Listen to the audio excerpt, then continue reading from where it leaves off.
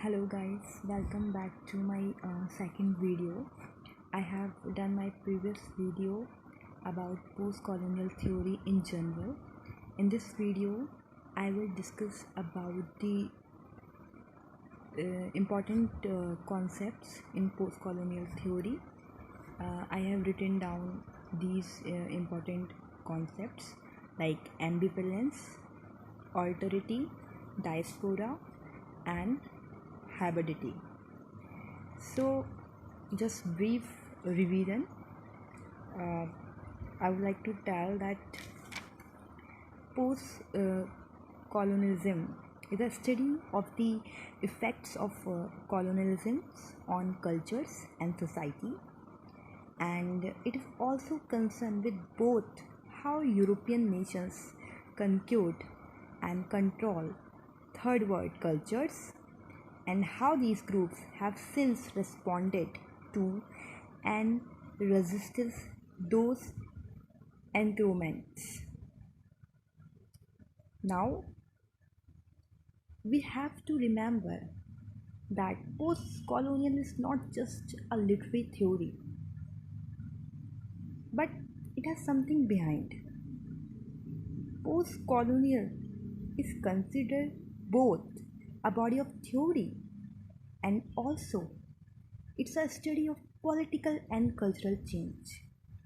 ये एक significant study है किसकी पॉलिटिकल और कल्चरल चेंज की.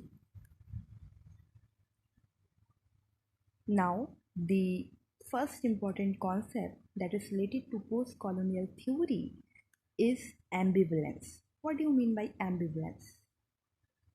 Ambivalence is the ambiguous way in which colonizer and colonized regard one another. The colonizer often regards the colonized as both inferior yet exotically other, while the colonized regards the colonizer as both inevitable yet correct. So, in brief, I want to say that in a context of hybridity, this often produces a mixed sense of blessing and curse. एम्बिवलेंस से हमें ये समझ में आता है कि जो coloniser और कॉलोनाइज के डिफरेंट परसेप्शंस हैं. कॉलोनाइज़र कॉलोनाइज को कैसा सोचते हैं और जो कॉलोनाइज्ड हो चुके हैं उनके माइंड में क्या इमेज है कॉलोनाइज़र की. ठीक है, जैसे कि जो कॉलोनाइज़र हैं वो कॉलोनाइज को इन्फीरियर समझते हैं और जो कॉलोनाइज्ड हैं वो कॉलोनाइज़र को करप्ट भी समझते हैं. सो एक मिक्स हाइब्रिडिटी यहाँ पे फॉर्म्ड हो रही है.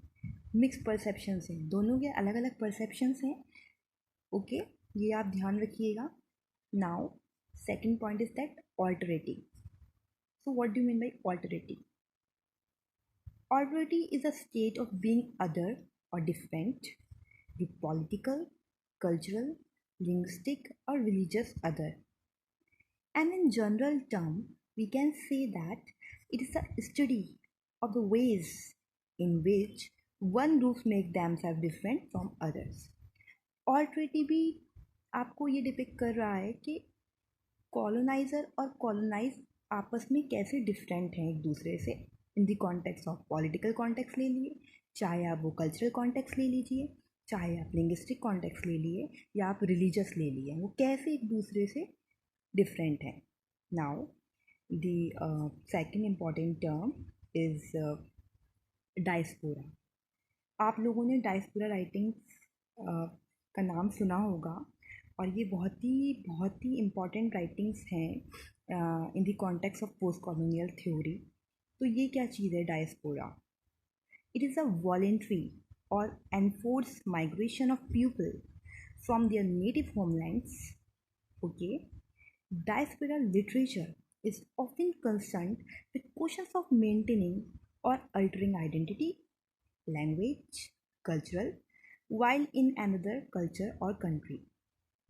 डायस्पोरा टेक्स्ट ले लीजिए या कोई भी आप डायस्पोरा राइटिंग उठाते हैं तो आप देखते हैं कि कैसे एक इंसान अपनी नेटिव लैंड को छोड़कर दूसरी लैंड पर सरवाइव करने आता है तो उसके साथ क्या क्या एक्सपीरियंसेस होते हैं, क्या क्या हार्डशिप फेस करता है, क्योंकि उसने अपनी जो नेटिव लैंड है वो छोड़ चुका है और एक दूसरे कल्चर में वो अ, जा रहा है, दूसरे कल्चर को देखता है, तो उसका क्या क्या एक्सपीरियंस होता है।